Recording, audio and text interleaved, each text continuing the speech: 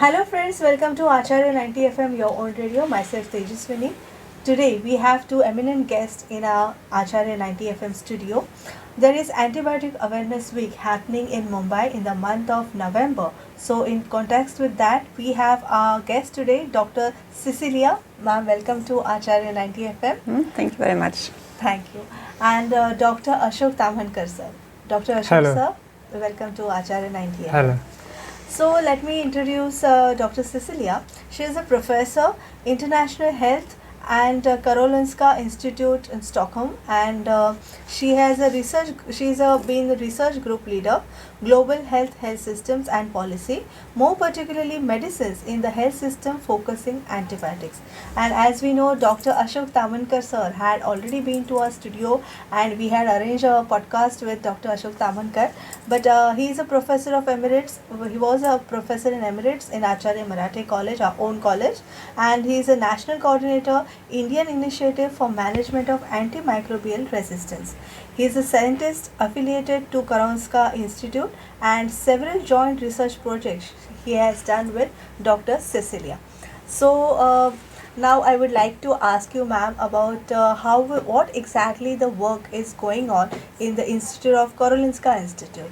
Yes, Karolinska Institute is a medical university in Stockholm, Sweden, and it has 22 undergraduate programs. It has about 10 international master programs where we receive a lot of international students, and they are all taught in English. The undergraduate programs are in Swedish. And then we have research training, of course, since it's a medical university. We have about 2,200 PhD students, and around 350 of them defend their thesis every year. So you want to know anything more? Yeah, sure. The knowledge is more important for our students and a professor also. Yeah. So we love to know more about what exactly the syllabus is, what are the subjects related to medical field. So we would like to know about it.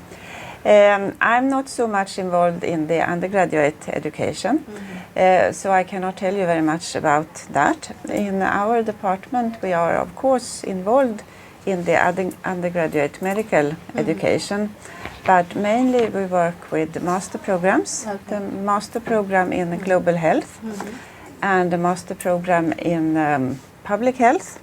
And then some other master programs that we are involved in as well, like disaster medicine, which is also a very important topic. So, but within research training, students can work very much according to their own interest together with their guide or supervisor, as it is called in Sweden. But I think guide is a much nicer term, because the idea of the guide is that he or she should guide the student in his or her research work. Now, Dr. Cecelia, I would like to ask you, you're working with AMR, that is antimicrobial resistance. Can you give a general idea what is exactly AMR?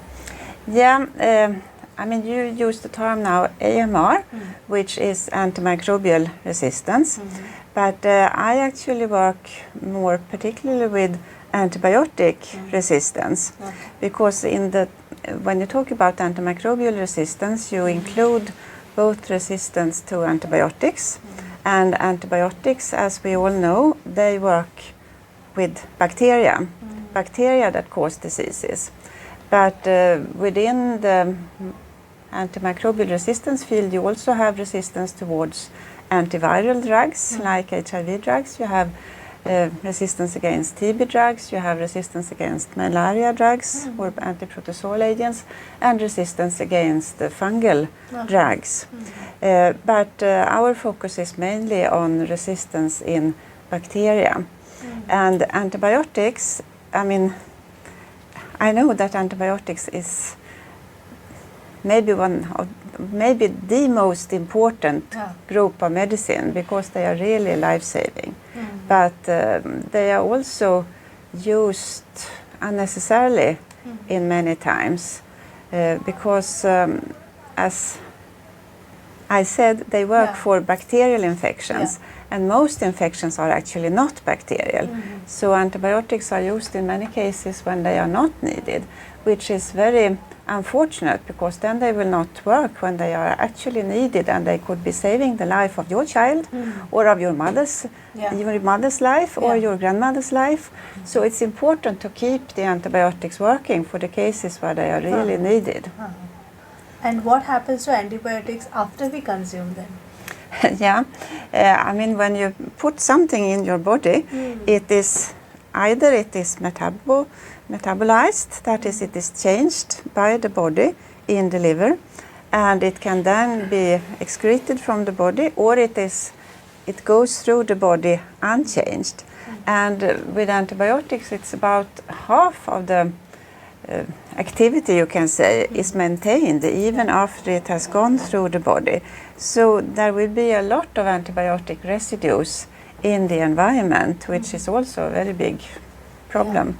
That's I just was thinking that you said antibiotics are used in a very large way, and you specifically apportioned the organisms like virus and fungi and etc. Very recently we had COVID epidemic. pandemic. Was it bacterial or was it? No, COVID, that is a virus. Virus, Yeah, that is a virus. So antibiotics have absolutely no effect in COVID. And in Sweden, actually, the antibiotic use, it dropped drastically during the COVID pandemic, because there was very little co-infection between the COVID virus and any bacteria. Yeah, but then what we have seen in India is that antibiotics were used very widely during the COVID epidemic. And so what is your take on that? How to stop this? What can we do about it? Yeah, I mean, there are many different answers to that. And directly in relation to COVID, in the beginning when COVID came, nobody knew really about COVID and how to treat it and what to do. And there were some studies in the beginning trying different medicines, among them some antibiotics. And it was shown in those studies that they were not effective. But still, yes, that the studies were done, that made prescribers prescribe those medicines. So it was sort of a misconception, you can say, that So a lot of do you antibiotics were think used. the resistance in bacteria might have increased because they were unnecessarily exposed to antibiotics during the COVID epidemic? Well, really speaking, COVID was not getting controlled by the use of antibiotics. Yeah, of course, extensive use of antibiotics, that is one of the factors increasing resistance. So yes, absolutely. Yeah, so what do you think? How we can control the situation where if I go to a doctor, the doctor normally prescribes antibiotics, and very, very commonly they are doing it in several parts of the world, not only in India. And what measures do you think can be taken to control this kind of situation? Again, there are many answers to that question. So I think we have to start a little bit from the beginning. Often a disease is caused by something. I mean, it can be because a virus, or in some cases a bacteria, have entered a body and then caused an infection. But I mean, it's not, the body has a lot of defense mechanisms themselves, so it's not necessarily so that you need to use medicines always. One thing which is very important is the awareness among people, and not only awareness about antibiotics or antibiotic resistance, but awareness about so-called normal diseases. What is a common cold? I mean, if people know that a common cold, it will pass in 7 or 10 days without any treatment. There is no need to go to a doctor if there is a common cold. But the difficult thing there for common people is to understand when it is a common cold and when it is not a common cold. So I think awareness and what is called health literacy among the general public, that is one of the most important things actually to manage antibiotic resistance. And then of course also hand hygiene and other things to prevent infections. Because if there is no infection, there is no question about using antibiotics. Yeah. So yeah. I just wonder, Sweden is an advanced country. So how the things are managed there with respect to controlling unnecessary use of antibiotics and also how to manage antimicrobial resistance. So we could learn something from you about how things are happening in Sweden. Yeah. First of all, I think it's important to recognize that India and Sweden are two very, very different countries. So we cannot really just transfer anything, but of course we can discuss how things can best be done. And in some ways, Sweden and India are quite similar when it comes to the organization of the health system, because Sweden is a small country when it comes to inhabitants, but it's a quite geographically big country. So we have different regions, and the regions are in a way kind of not independent, but the health system is structured within the regions. So in Sweden we have something called STRAMA, the Strategic Program Against Antibiotic Resistance. So in each of the regions there are groups, multidisciplinary groups, that work with this issue. And they work both with the prescribers and other types of health personnel, with nurses, also veterinarians and pharmacists of course, and also with the general public to educate and to to do things within this field. So I think in Sweden is this multidisciplinary and local thing that has been working. So in Sweden now, in many cases, when a parent comes to the doctor with a child, the question from the parent is, if the doctor wants to prescribe antibiotics, is it really necessary that my child gets an antibiotic? Because antibiotics also have side effects. They have a lot of side effects. And but of course sometimes it is very necessary that the child gets antibiotic also. So this is the difficult thing, because you cannot say that you should not use antibiotics. You should definitely use antibiotics when it's necessary, but not when it's not needed. And this is the difficult thing with antibiotics. Definitely. We'll take a short break and we'll continue our podcast. Friends, you keep listening Acharya 90 FM, your own radio. We are having a discussion on Antibiotic Awareness Week, which is happening in November. So we are discussing this topic with Dr. Cecelia and Dr. Ashok Tamhankar. We'll join you after a short break. Thank you.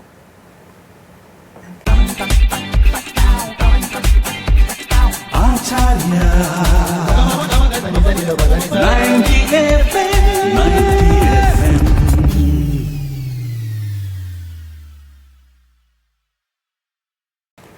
Welcome after the short break. We are listening to Acharya 90 FM, your own radio, and we are having a podcast, special podcast on Antibiotic Awareness Week, which is happening in November. So we have with us Dr. Cecelia and Dr. Ashok Tamhankar. So ma'am, now I would like to ask you, what is the situation in India and abroad? You can discuss upon that, you can put a light on that, about antibacterial, all these medicines specifically. Yeah, you mean the situation with antibacterial resistance in different countries? Yes, it's very different in different countries, but it's also so that we do not know so much actually, because in many countries when studies are done, it is patients in hospitals where samples are taken and the antibiotic susceptibility pattern is seen. And the problem with the patients in hospitals is that, they are in hospital because they are sick. And they have probably been sick for some time before they came there. So probably they have taken antibiotics before they came to the hospital. So then their bacteria, because it's the bacteria who becomes resistant, not the person, it's the bacteria who becomes resistant.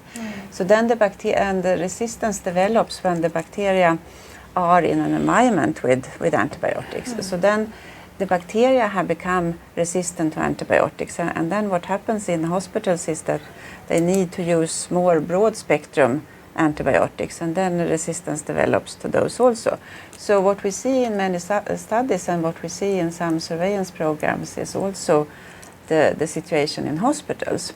But if we really want to know anything about the situation in countries, we also need to go outside the hospitals to the community and look both at patients in the community, patients with community-acquired infections, but also in people in the community who are not sick at all, because there we really see the pattern of resistance in sort of so-called healthy people.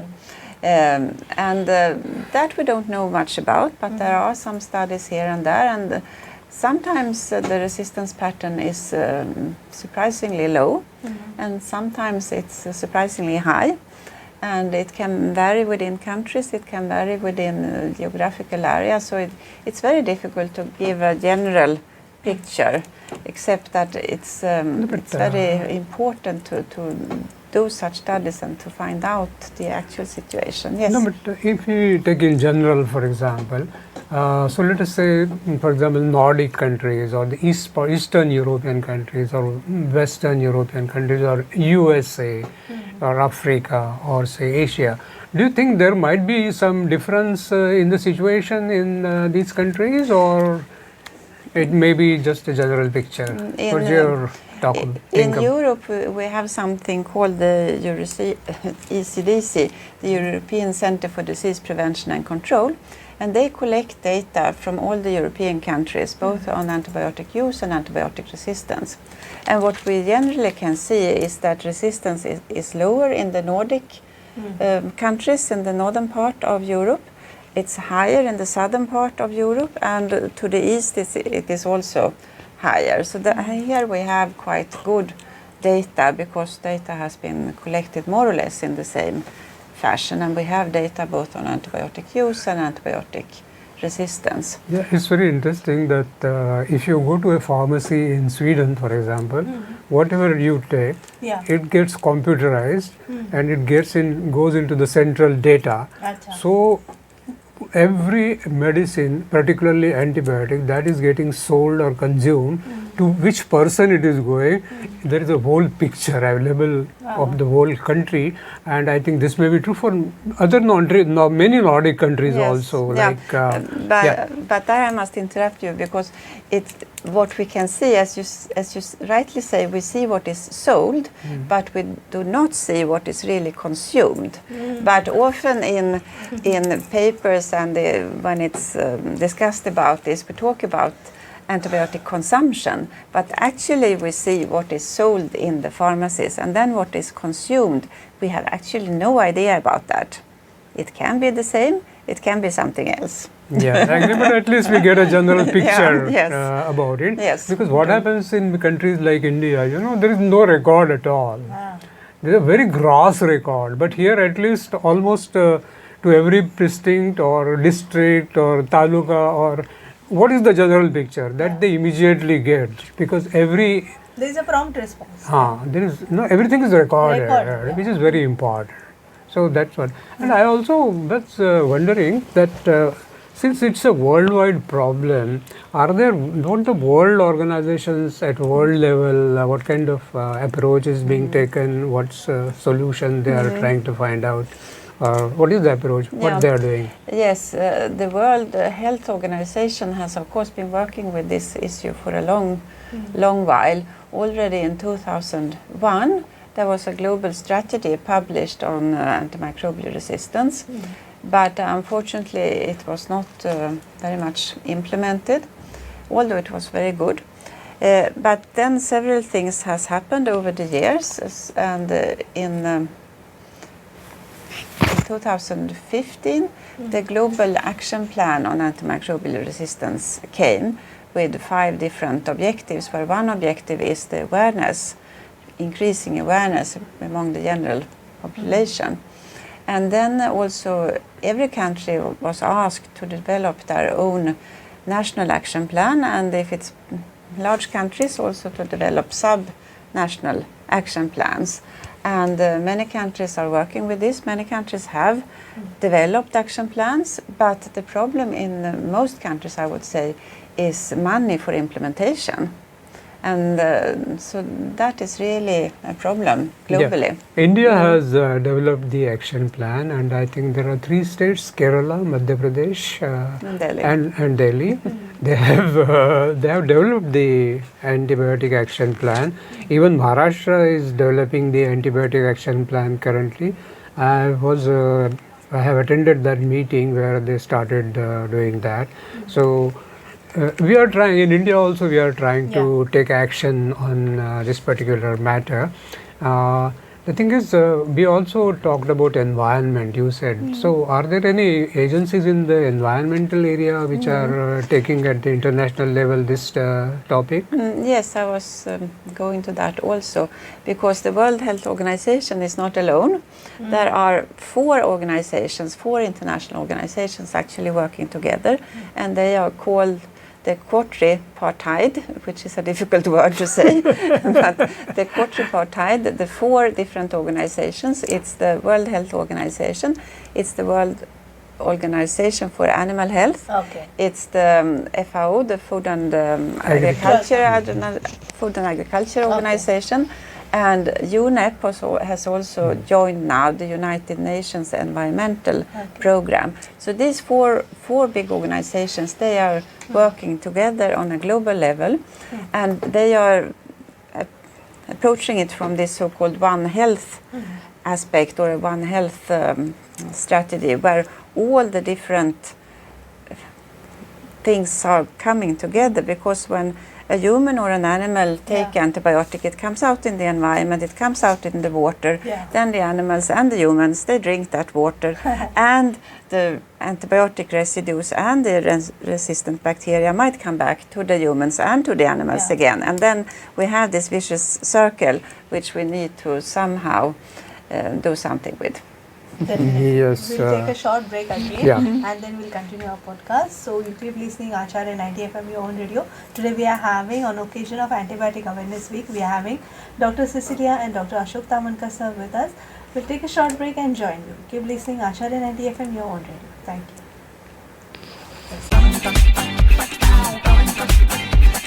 Acharya 90 FM, 90 FM.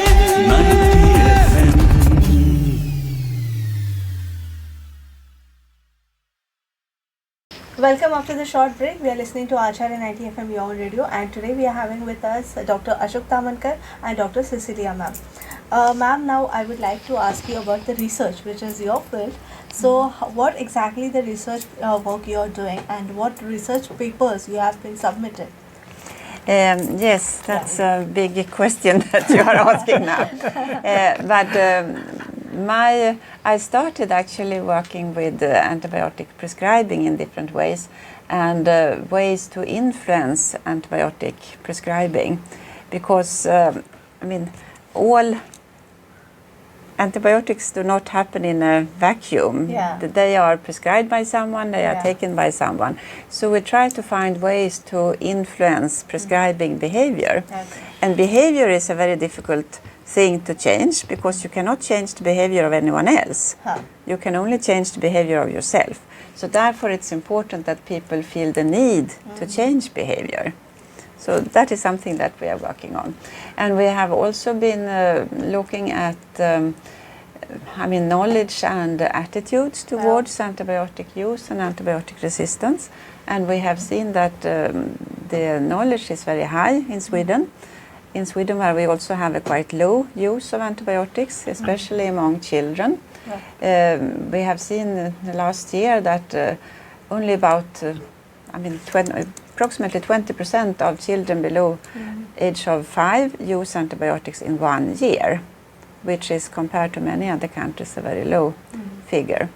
Otherwise, we have been working also, my work is in global health, so we work in collaboration with researchers in many different countries. And here in India we have had many collaborations since long.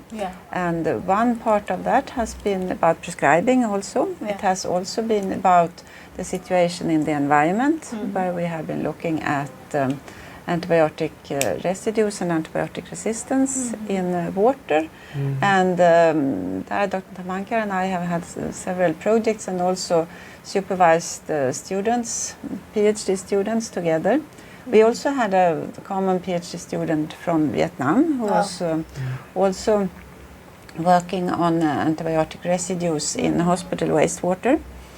And so there are a lot of different things that we are doing. And you have contributed a lot, I must say. Actually, it's very important that if you look at the work of Professor Cecelia, you'll find that she has been working on almost all the aspects of the antibiotics and antimicrobial resistance.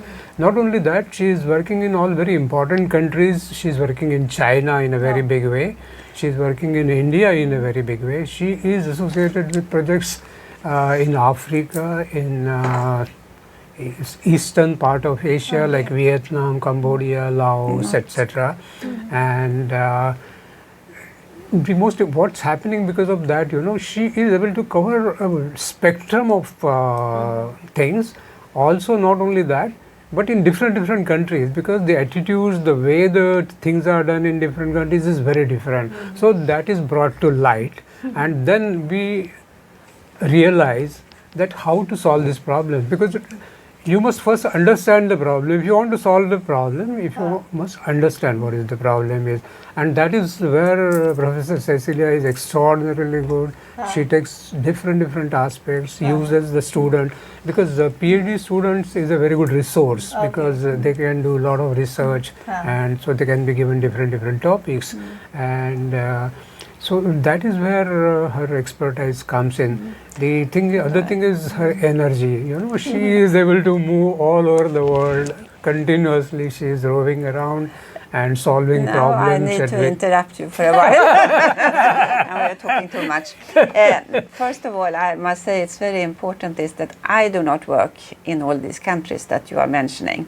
I collaborate with people from those countries, and I think that is a very important distinction, because it's the people in the country, they know what is the situation in their country, they know what are the problems that needs research, and maybe they need some guidance when it comes to methods and how to plan the research and the various things in relation to research. So therefore, as Dr. Tamhankar said, we have research students from many different countries, and they are registered students at Karolinska Institute, but they continue to work in their home countries with the problems they have in their own countries. So we call this sandwich students, that they are sandwiched between the two countries, and they travel between, and it's not only so that they learn from us, we of course learn a lot from them. So knowledge, this is what sometimes it's referred to also as knowledge translation, that we translate knowledge, and often knowledge translation is talked about when you translate from the lab to reality, but it can also be knowledge translation from one country to the other.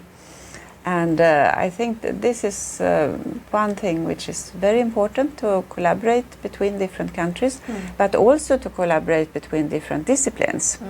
Because, you cannot be in isolation. You need to collaborate with other people. You need to collaborate between... all kinds of people are needed to solve this problem with the antibiotic resistance.